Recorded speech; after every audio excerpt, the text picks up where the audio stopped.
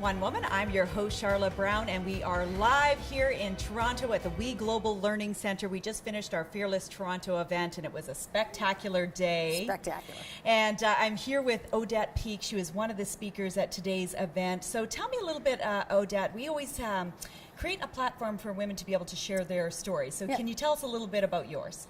Oh, geez, John. Where do we begin? Where do we begin? You know, when I was 27 years old, I started a business. And I remember just being fearless and going, I got nothing to lose. I'm going to start a business. And it was fun. It was great. And Canada was going through a recession. Now, when I started a business 10 years ago in my 40s, it was different. I had fear, I had worry, I had kids, I had a mortgage, I had all of these things. And the biggest difference is there isn't one, just what goes on up here.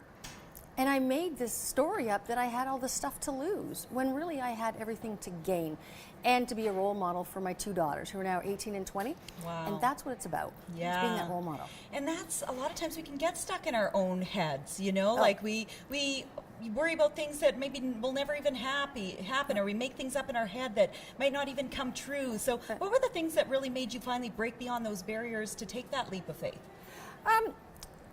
Well, interestingly enough, I'm a bad employee, so I've been fired probably from every job I've ever had.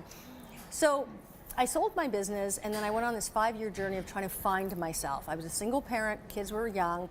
I went back to school for gerontology because I really loved working with elderly and palliative care and that. But I was broke. I was making $18 an hour, giving back and loving my job, but I just couldn't survive. Right. So I decided, what do I know? And it's how to build businesses and create legacies for people through their business and create the lifestyle that they want. So I became a business coach. And it really was through being let go from a government job that gave me that, you know what, yes, I can do this. Even though I had done it before, it was different because now I'm a single parent. Right. And it was just, you know what, the universe is saying, you're not meant to be an employee, just give it a shot. And I took a year to do what I needed to do to learn how to be a coach, get the website up and all of that stuff, and then launch. And It was amazing.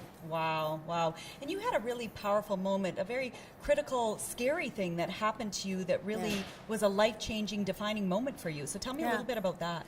Well, when I started Women on Top, was what it was called back in 2010, I had gone full-time, and I was in a blended family relationship by this point. And 30 days in, I kid you not, it was like, you know what, I think we need to get a divorce. This isn't really working. And here I am thinking that the bills are going to be paid for, the kids are going to be taken care of, and I could just focus on my business.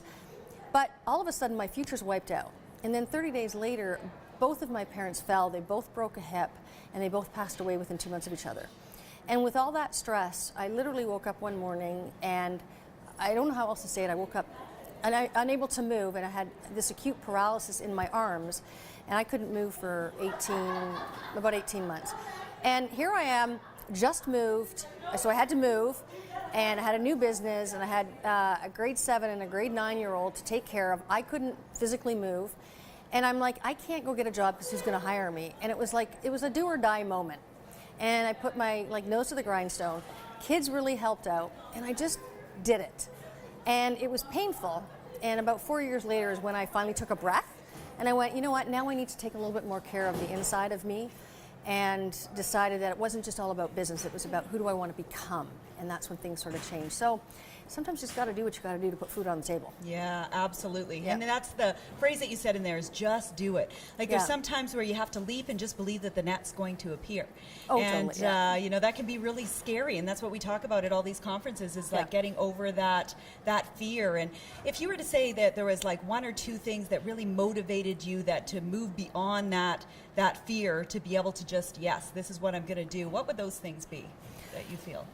For me, because I had the kids, it wasn't just about putting food on the table for the kids. It was about how am I going to show up for them? They're girls, and to me that's different than boys. And I needed to be a role model, that I was showing them that you can put your mind to something and do it and succeed, rather than saying you go and be amazing, be wonderful, and then not take the action, because action is what speaks. Right. And they're watching you. And now they're 18 and 20, and we've survived some of the childhood, teenage years. Yeah, absolutely. But the things that I'm hearing them saying, and the way they are being in their own life, I believe is because I was that inspiration and I was that role model. So that's number one. And number two, you know, we have one life and it goes pretty quick. And when my parents passed away together, within 2 months of each other, I had a moment of, what was all this for? Right? And I realized what it's for is not necessarily for our own life, but it's for the legacy that we leave. And we leave a legacy in people. It's not something we leave for someone. So their life was for me to have a better life for my kids and their kids and so on and so on. So the ripple effect has started before you were born and it's going to continue after you die. So you need to be powerful. Yes. Oh, that's so beautiful.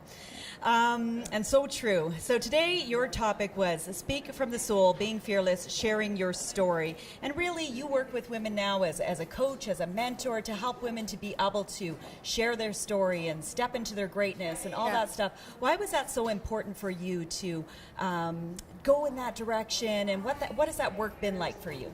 Well, in 2010, when I went full-time as a business coach, it was just business, and I was very hardcore business, because back in the 90s when I had my first business, there was no internet. It was just, I was in a bit of a man's world, so it was like, you made money. And I was doing that in business, and I'm realizing there was a piece of me that was missing, the softer side, the feminine side, whatever you want to call it. But I never shared my story. And I had a coach say to me, why did you become a coach? And it was like an obvious question to her. But I said, because I know how to build businesses. And she said, bingo, do you ever tell people that? And I said, no. So I didn't even tell them the good stuff. And then I had a story coach approach me and say, you've got an amazing story. Do you ever share that? I'm like, no way, because if they find out my vulnerable side, my weak side, they won't want to hire me. And they're like, no. So I hired her to help me uncover my story. And it took a lot of work. And I remember my first webinar, 2 hours of coaching before the webinar, just so I could tell my story. Just tell it without even worrying about what it was going to be like. And that's when I realized being vulnerable and showing your human side is what makes a difference in people's lives. Not the triumph, hear me roar kind of person. It's the vulnerable pieces. And when you share your story with other people, they're like, I can see my pain in that, and that gives them inspiration and motivation to do whatever they want to do. And that's what this is all about. Yes, absolutely. Yeah. And that's the thing, is I think a lot of us we're brought up where you don't talk about those things, or you hide them, and you just keep moving on. You have to be perfect, and you have to, put on the facade and, put on the lipstick and the whatever, and be the best version of you that you can present to the world, rather than maybe the honest truth. Yeah. And I love that women like you are stepping up on stage and sharing their fearless stories and giving the women that power and that freedom, that it's okay, and that those are our gifts that create our greatness in this world. Absolutely, 100%. And what I love about what you're doing is not just about women, it's about girls. Yes. And that's what's so powerful. If we empower our girls to be able to speak up and be vulnerable and be real, having raised 2 teenage girls through this whole social media and high school and the whole bit, it's frightening. It is. It's frightening. Yes, absolutely. Well, I want to thank you, Odette, for sharing your story with all of our viewers today, and on stage with all of our fearless fans that were in the audience. And thanks for what you do and all the great work that you're doing with women in this world. So, thank you so much. So I want to tell everybody to keep on watching, because there's more coming up with One Woman here at the We Global Learning Center.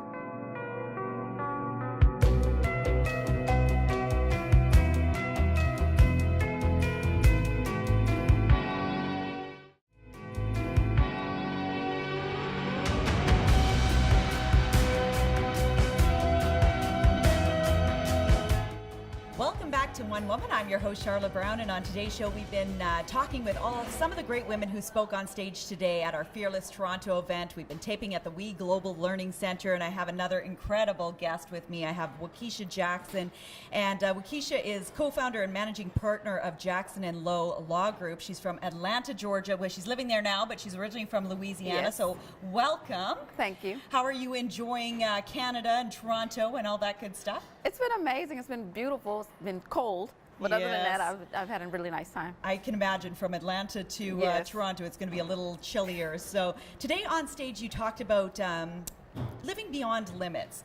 And so I'm curious as to why that was your topic. And you really started as kind of a little girl, and what being told that you can't do something means. So tell us a little bit about that story.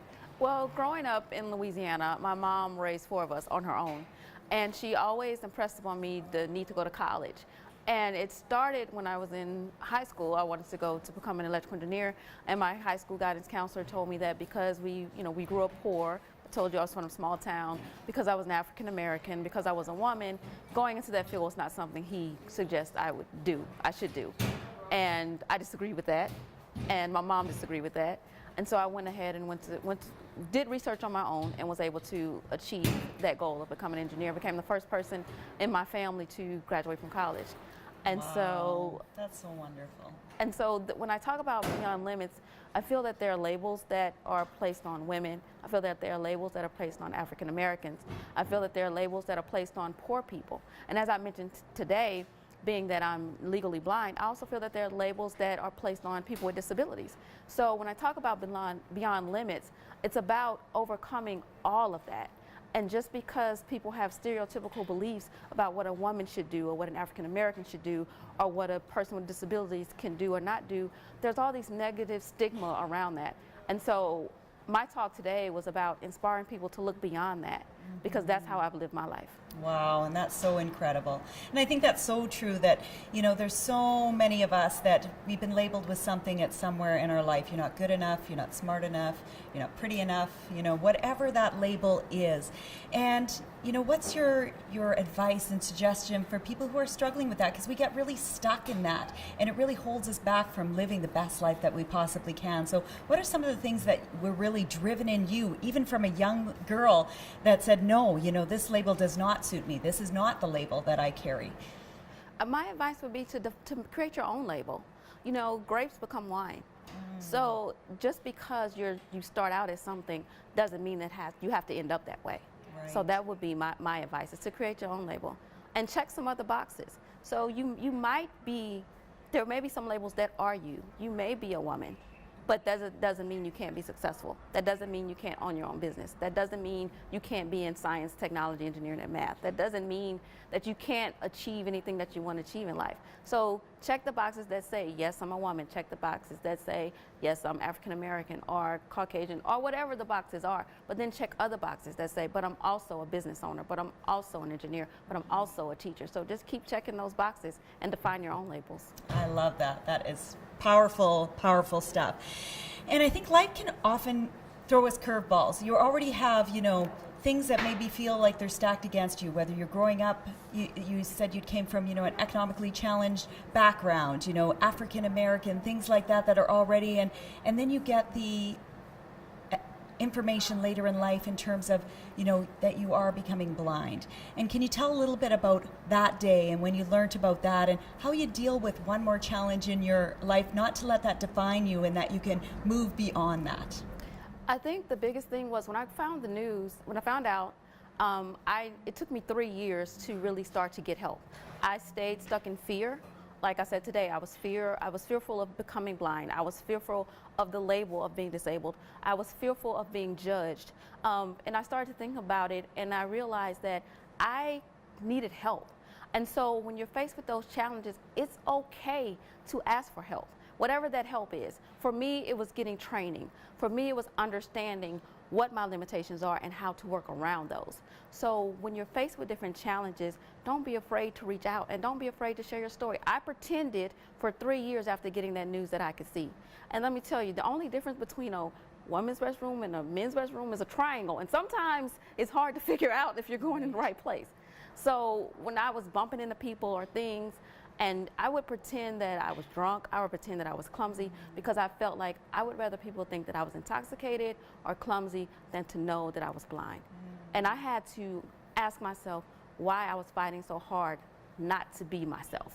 And so once I accepted who I am and was able to move past the fear, I felt like I was stuck. And I felt as long as I stayed stuck in the fear of today, that tomorrow's promises will never be a reality for me. So I had to move past that, open up, share my story, and admit that I needed help. And once I was able to receive that help and understand and accept who I now was, then that's when things started to change for me. Wow, that's amazing.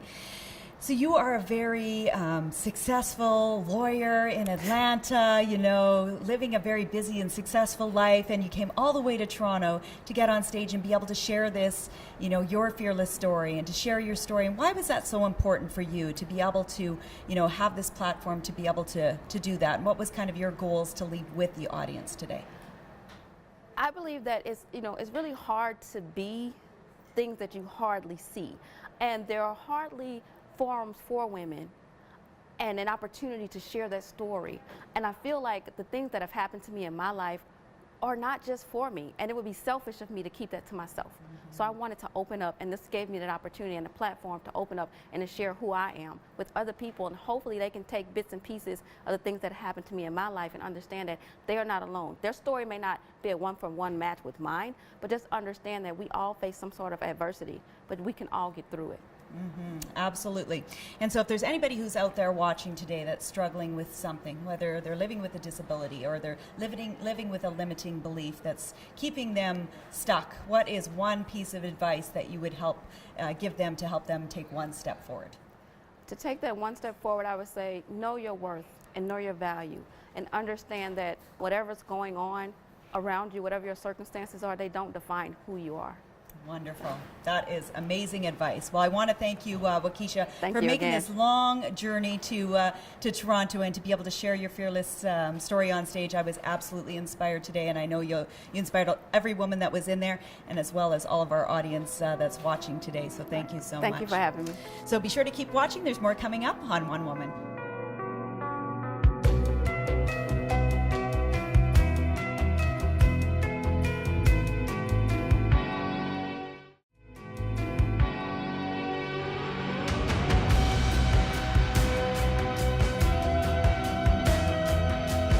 Welcome back to One Woman. I'm your host, Sharla Brown, and if you're just tuning in, we've been taping from the We Global Learning Center here in Toronto. We've had some of the great speakers on the show today, and Sue Bassett is one of the amazing speakers that took the stage. Yeah, such an inspirational story, Sue.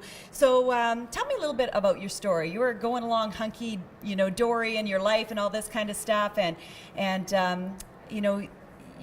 as a mother, having a child born with a disability, and you had such a touching story today. So if you could share some of that with our viewers. I will. Thank you. It's just been an amazing day, and it continues. I don't want to leave. So you know what? There were challenges in my life as a child growing up, and then you have this sort of smooth transition. You meet somebody, you get married, you dream this life that it's going to be a certain way, and then your daughter's born with complex medical special needs. Basically, she spent her first 2 years of life in hospital, and that definitely wasn't the part of the plan. One of the talks that I do, the motivational talks, is called The Perfect Plan, and it definitely wasn't part of the plan, but it's okay. Like, now I'm at a stage in my life where I can accept the plan, because so much has come out of those challenges with her spending all of that time in hospital. Absolutely.